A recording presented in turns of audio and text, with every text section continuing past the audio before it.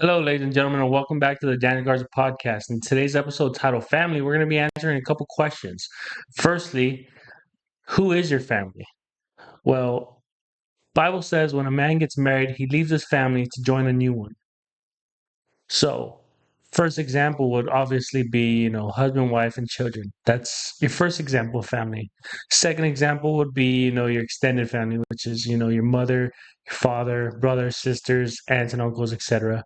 And then a third example of family is, church family, church friends, people you hang out with often that you consider really close to you. So those are just a couple of examples of family. So another question is, why is family important? Well, in the Bible, in Genesis 2:18, it says, "The Lord God said, it is not good for the man to be alone. I will make a helper suitable for him." If you continue in Genesis 2, verses 21 through 24, it says, "So the Lord caused the man to fall into a deep sleep. And while he was sleeping, he took one of the man's ribs and then closed up the place with flesh.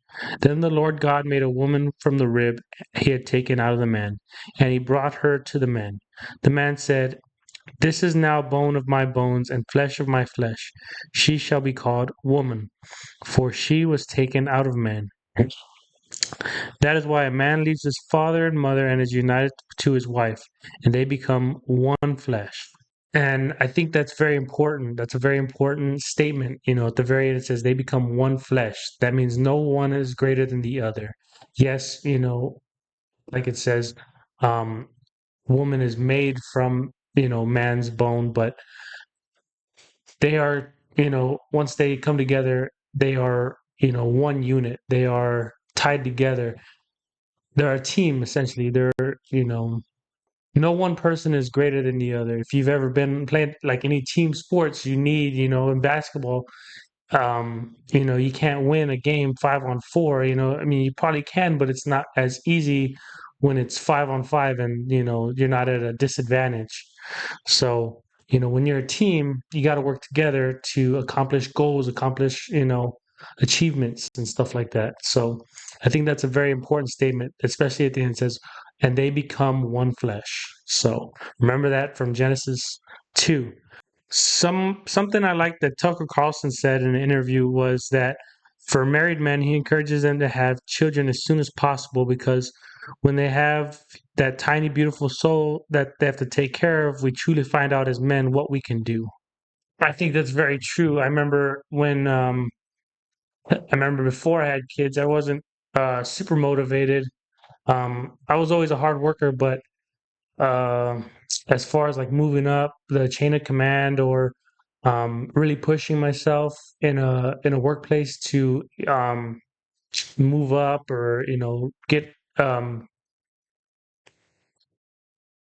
just reach like higher levels that I could have before I had kids. I really wasn't really interested in doing so. It was something that I wanted to do, but I put it on the back burner a lot. I was like, well, I can do that later. I can do that later. But I remember as soon as me and my wife found out we were pregnant, I was like, okay, um, I really need to step it up. I really need to, uh, get these licenses that are, at the time I was an apprentice and I could have gotten my journeyman, but I was kind of just putting it on the back burner. So as soon as, like I said, I found out that we're gonna have our daughter, I was like, whoa, I need to get, the next level up journeyman, so I went from an apprentice to journeyman. And you could really feel that pressure, like, oh man, like, I'm gonna have another, life that's gonna depend on me, they gotta eat. They can't just come out the womb and start working and make their own money. So, it's really on you how that, how this life form is going to, live, how they're gonna, what kind of life that they're gonna have growing up. Pretty much just based on you, but it gives you that extra motivation, that extra push to chase your dreams or, maybe work a little bit of overtime, try to make some more money. Um, Go and do that side job that can pay you some cash and stuff like that, quick cash. But Yeah, I truly agree with that statement. I do remember specific moments, and I'm sure there's some of you that, once you had your kids, you were like, I need to start making some more money or something like that. You know what I mean? So it just causes us to, really step up. Other things we find out when we, start having kids is we find out how much BS we can put up at our job. I know for me before I had kids, if I didn't like it somewhere, I'd be like, all right, well, I'm out of here. I'll just go find some. I mean, it for plumbing, it's there's a lot of opportunities out there, so it's probably a little easier to jump from one place to another. But I mean, a lot of you can relate. Like before you had kids, it was a lot easier to be like, oh, um, I don't need this job. I'm out of here. I don't feel respected enough, or I'm not gonna be disrespected like that. And you just up and leave. But now when you have kids, you're like, okay, maybe I need to start looking elsewhere before I make the jump, before I'm like deuces. So um, it's just that level of maturity and that awareness that you have another life form to take care of. We also find out how to not be selfish in our spending. If anything, we become more aware before partaking in any spending.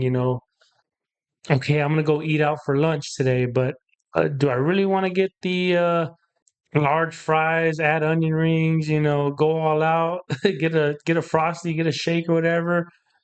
Do I really want to do that today, or do I just want to, kind of get something cheap and then, later I take my family out? You know what I mean? Type of stuff like that. Because you know, you want to, you don't want to overdo it and then not think about your family. So thinking about your family is definitely something that I think about a lot when it comes to spending. I definitely don't want to overindulge in things that I want, you know, before things that my family needs. So it's definitely something that comes to mind. My last thought on this topic of having children is you'll never regret a moment spent with those you love, even if it takes away from your work. Um, I can definitely relate. There's times where I definitely especially with all the projects I got going on.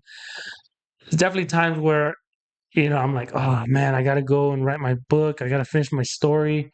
I got to, record another episode.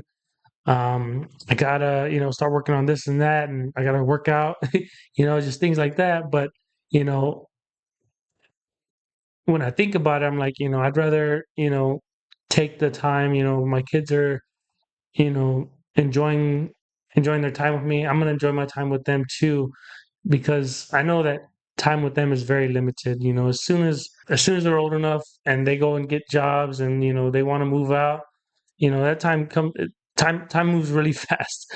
Um, Especially for me, it seems like I just turned 30 and it's crazy because I feel like I still just graduated high school like a couple years ago, and it's crazy because it's like no, it's 12 years ago.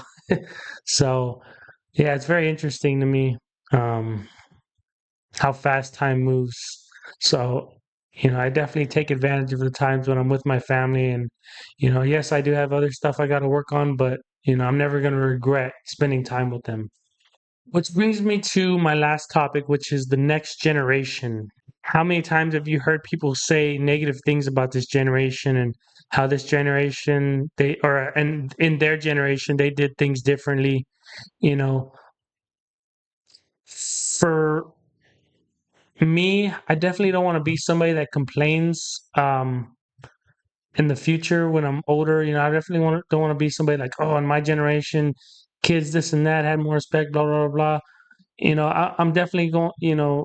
It's definitely something that I want to instill in my children, like, have respect, treat people the way you want to be treated, different things like that. I mean, defend the weak, don't bully, stand up for what's right, things like that, things of that sort. I want them, um, because they are the future. So I want to prepare them to be leaders for the future. Good leaders, not I don't want to be somebody that's complaining later on, like, oh, you know, because I think that's a negative way to look at things. Yes, maybe things were different in your time, but as you know, over time things change. But the leaders that we raise for tomorrow, we can start that right now. While they're still young, we can start making them leaders. We can start raising them to be, have the right virtues, to be honorable people. And it's just I really wanted to touch on this last subject because I've ran across a couple people, who are so worried to have children because they're like, man, the world is just, not the same as it was when we were growing up. And that's why I say, we have a chance to shape the future. We have a chance to teach our kids, to be, better than, we have a chance to raise our kids to be better off. We if we're tired of the laziness and the criminal activity that's going around. Raise your kids to you instill in them make sure that you instill in them how to do things the right way. Like I said, stand up for the weak, be honorable, be strong. Teach them to be able to defend themselves, not because you want them to take advantage of it, but because you want them to, if the situation calls for it, they know how to take care of themselves. They know how to take care of others. So, like I said, just teach your kids to, have respect, teach them the proper manners. It's your job to pass the torch. Don't teach them to be followers, teach them to be leaders. You know, raise leaders in your family.